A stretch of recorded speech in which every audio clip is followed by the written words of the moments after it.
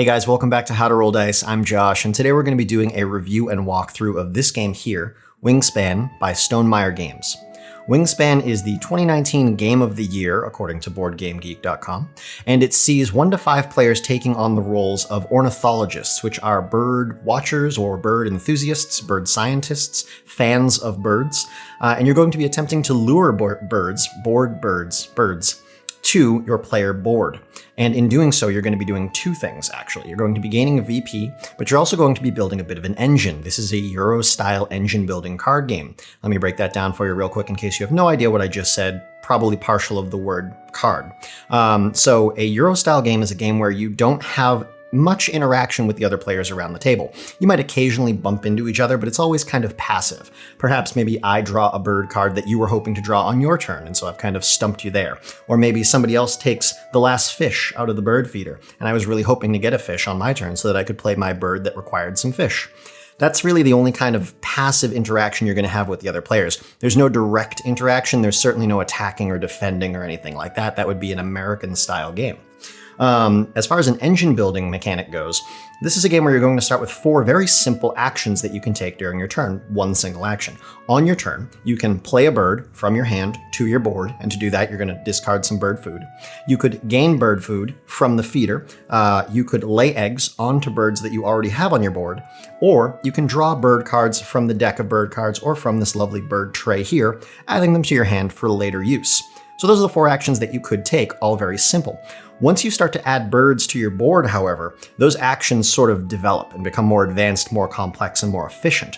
Maybe now when you pull bird food, you'll actually get to pull 2 or 3 bird food instead of just 1, and also activate several birds' special abilities in that row. I'll get into how the specifics work, but for the most part, that's the engine building concept. You start very simple, and through the course of the game, your options become more and more advanced and powerful and complex.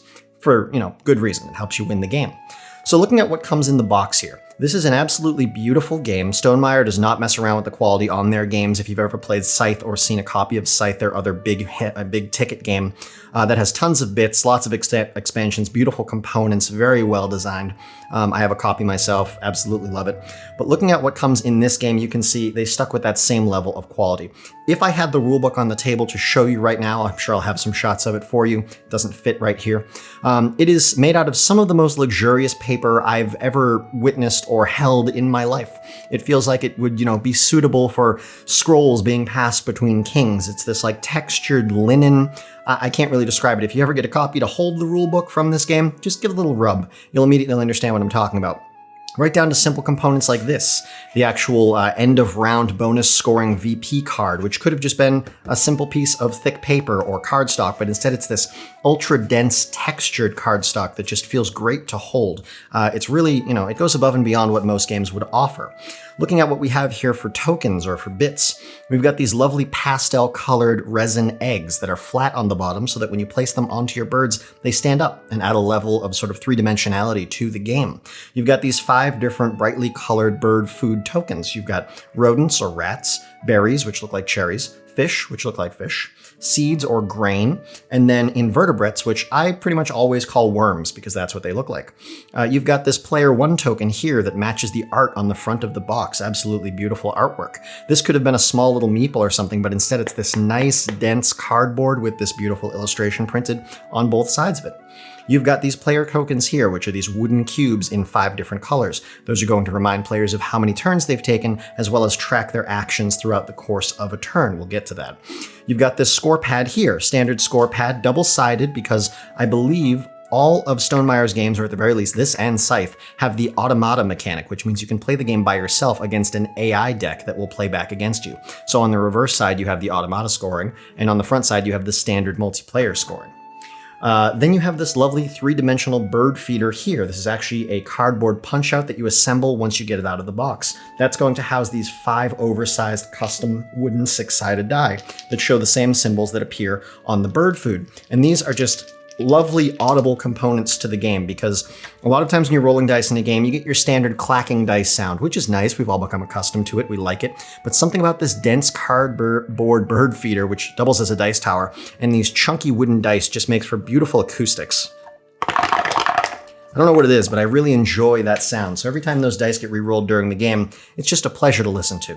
You've got the player board. Each player has a player board that's almost an 11 by 17 size. It actually folds in half just to fit in the box. This is going to house all of your bird cards. It's broken into 3 separate bird territories or bird habitats.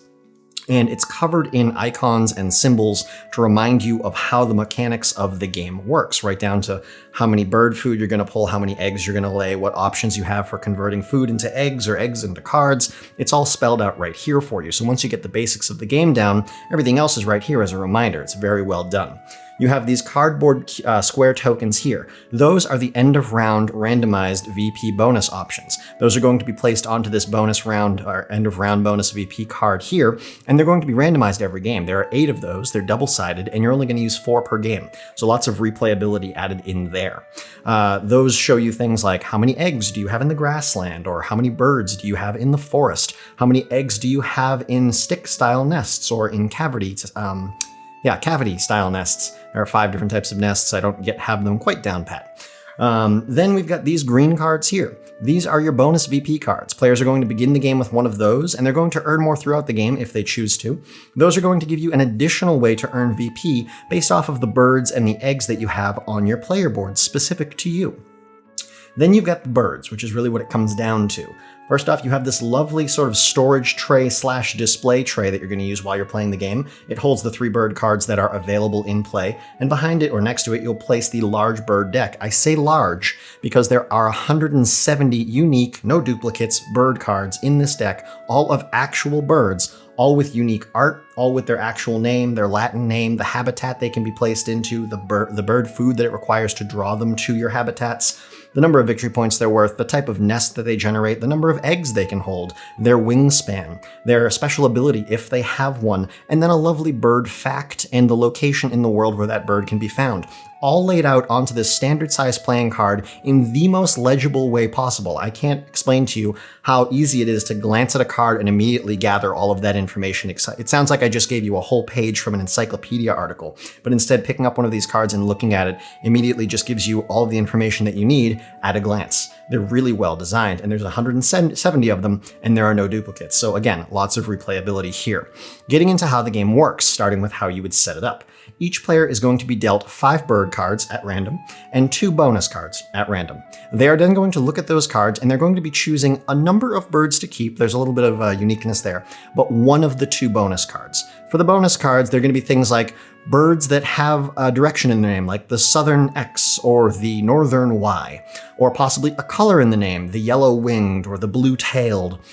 So those are going to be victory points that you'll be gaining if you can meet the condition listed on the card by having a certain number of birds on your board at the end of the game that meets that condition.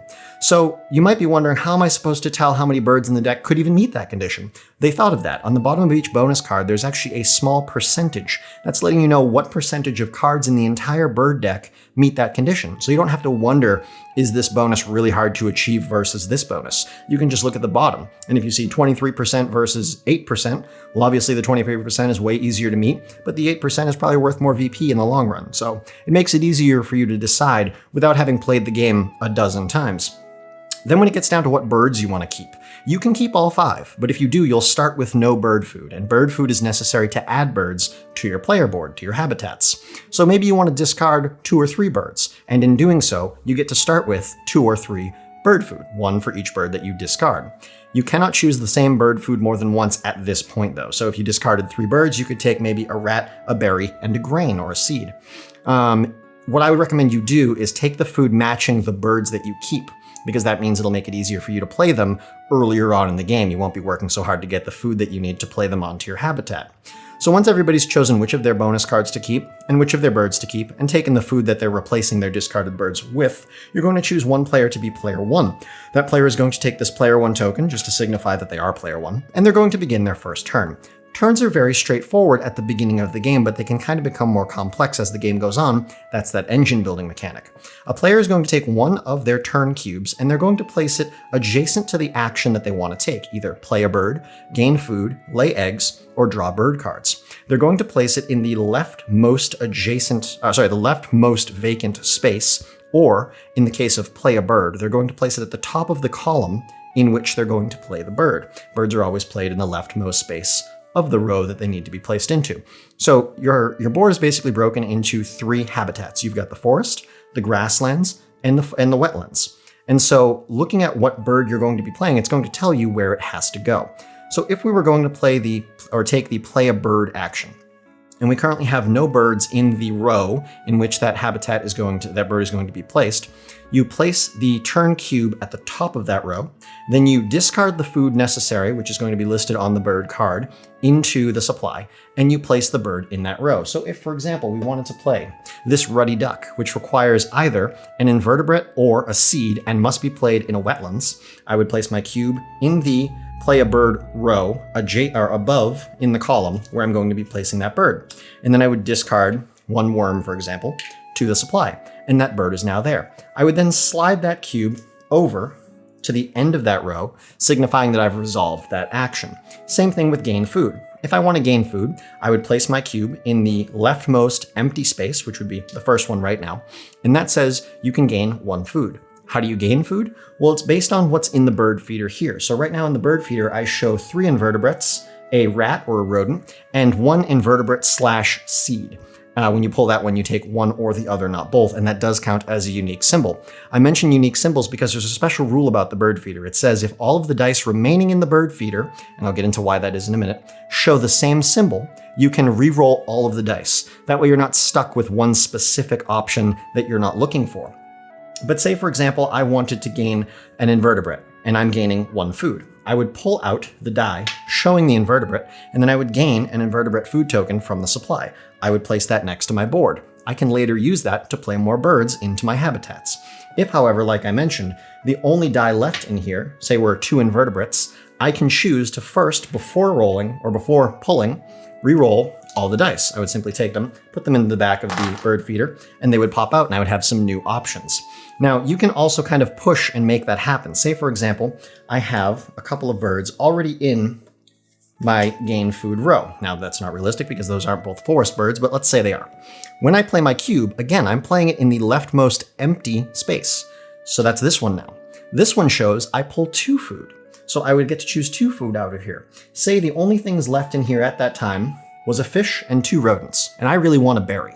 I would pull that fish for my first food pull, and then before my second pull I would go, well, both of the dice remaining show the same symbol. I can first re-roll all 5 dice, and I would hope that out of those 5, I would get a berry, which is the thing that I was actually looking for. And I didn't, but sometimes that happens. Now, the interesting thing about how having birds in your row works is that if those birds have brown actions on them, as you take the action to the side of them in the same row that they are in, that cube doesn't just slide to the end of the row like it did when the row was empty.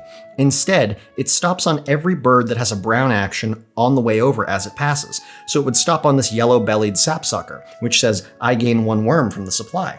And I add that to my current available food. Then it moves over to the next one that has a brown action. Draw 2 bird cards and discard 1 from your hand at the end of your turn. That's going to get me some bonus bird cards. Then it moves over and finally reaches the end of the row, and my turn is over. I've resolved that whole action.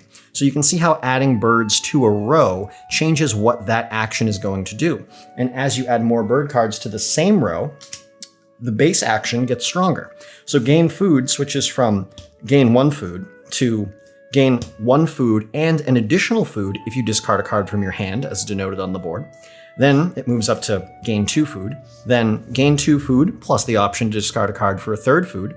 And then if we had even more birds, we would be at gain 3 food, or finally, if the entire row was full, gain 3 food with the option to discard a card from your hand to gain a 4th food. So every bird that you add to the row makes that action better. And that's how all the rows work. Starting with the lay eggs action, first space is you would lay 2 eggs, which is take 2 eggs from the supply, and place them onto any 2 birds that you currently have on your habitats. Color doesn't matter, just for fun, and the number of eggs that a bird can hold is listed on the bird itself. For example, this Anna's hummingbird can hold 2, whereas this ruddy duck can hold 5. Where you have them may or may not matter, because there might be certain bonus VP actions in the end of round bonus scoring track that specify specific places that you want to have eggs this round. Or perhaps you have a bird that can take some additional actions if it has eggs on it. All of that's going to be factored in when placing your eggs. Point being, When the row is empty, you start with placing 2. But once you have a bird in that row, now you're placing 2 plus an additional egg if you discard a food from your food supply. Then we move over to place 3, then place 3 plus an additional if you want to discard a food, then place 4, and lastly, place 4 plus an additional, a 5th, if you want to discard a food. So that gets much more powerful as you add birds to it, just like the other rows. Lastly, get this guy back where he belongs. Lastly, we have draw bird cards. It's going to start off with drawing 1 bird card, and it's going to increase just like the other rows with the additional option on some spaces of discarding eggs that you have on your birds to draw an additional card. So it's draw 1 plus an optional additional for an egg, draw 2 plus an optional additional, draw 3, and draw 3 plus an optional additional for an egg discarded. So that's what you're going to be trying to do. You're going to be trying to place birds onto your board. You're going to be continuing to take these 4 actions, and as you do so, you're going to be gaining food, eggs, and cards. You're going to be placing new birds onto your board. That's going to be making those actions more powerful, as well as allowing you to generate the brown actions that are listed on the bird cards in that row. Now, there are 2 other types of actions that you will see. There are white actions, which are when played actions. That means that bird action is going to occur as soon as you put it onto your board and then never again. And then you've got pink actions. Pink actions are once in between actions. Now what that means is that those are going to trigger when another player does whatever that action says triggers it. So say for an example, a card says every time a player lays an egg or takes the lay egg action, you can gain a seed from the supply. Well, wonderful. People lay eggs all the time onto their birds, so that's good for you. However, all pink actions are once in between, meaning once in between your turns. So I take my turn. I can't trigger it on my own turn because it only triggers when another player does it. Then the player to my left doesn't take the lay egg action. Say they draw cards. Then the player to their left does take the lay egg action. Awesome. I get to gain a seed and add it to my supply because of that pink action. Now say the next player also takes the lay eggs action. Well, I've already done it once in between my turns, so I can't take it again until I've had a turn, and that sort of opens up the option for it to occur again. That's what the pink actions mean by once in between or one time in between. It means once in between each of your turns. So those are the 3 action types. Browns trigger every time the cube moves over them when the action of that row that the duck is in or the bird is in, I have a duck here, is taken. White trigger as soon as that card is played and then never again. And pink trigger once in between of each of your turns when the condition on that ability is met by another player. It's like a trigger ability. So you're going to go through the game and you're going to be placing a cube every time it's your turn, taking an action, sliding it over, triggering all the birds on the way. And you're going to do that 8 times for the first round. You start with 8 cubes, every player does. At the end of that round, you're going to pause and you're going to do some end of round scoring. That's this little chart here. At the end of each round, there's going to be a specific condition and you're going to gain some additional VP between 0 and 5 based off of how well you met that condition. It might be eggs in the wetland. It might be birds in the grassland. It might be eggs in twig-style nests all over the board. It's going to be specific for that round, and you're going to gain some VP there. To mark how much VP you gained between 0 and 5, you're going to take one of your cubes and you're going to place it onto one of the numbers of that row, marking 0 through 5. Now, that does mean that every player goes down 1 cube every round, and that's correct. That means every round gets 1 turn shorter. The first round you're going to be taking 8 turns per player, and the last round you're going to be taking 5 turns per player. So the game sort of ramps up in speed, but because your actions are becoming more complex, it doesn't feel like you're getting any less work done. It actually feels like you're getting more done towards the end of the game. And in fact, you are, because that's how engine building systems work. So you're going to go through all 4 rounds of the game, resolving the end of round bonus conditions at the end of each round. And once the game has finished, you're going to pause and you're going to do a final sort of summation of all of your VP. Now, one of the interesting things about this game is there are so many different ways to earn VP. First off, you get a VP for every bird that you have on your board. And I'm not referring to the VP listed on that bird card. You'll also gain that. I'm saying that every bird on its own, instinctively, is worth 1 VP. Then you gain the VP listed on all of your birds combined. Then you'll gain VP listed on any of your bonus cards, your green cards, of which you met the condition to gain. Some will have variable VP based off of how well you met that condition. It's not just a yes or no kind of thing.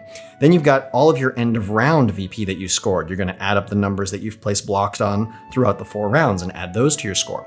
Then you get 1 point for every egg that's left on your board at the end of the game. Then you get one food or 1 point for each food and each card that you have cached or tucked. Let me get into those. Those are sort of specific actions that some hunting birds can take. Some birds will have an ability that when it is triggered, you basically get to go hunting, and there are two versions of this. One is for food supply tokens. So say, for example, you have a bird that says, when this bird activates, you may take a seed from the food supply and put it on this bird, caching it. That's what caching means in this game. Once that food is placed onto that bird, it's no longer considered a food for the means of paying for other birds to be added to your habitat. Instead, just think of it as a VP token. It's no longer a food, it's a VP token. And you can have as much food as you want cached onto a bird, because every time that ability triggers, you'll get the option to cache another food. That's a good thing.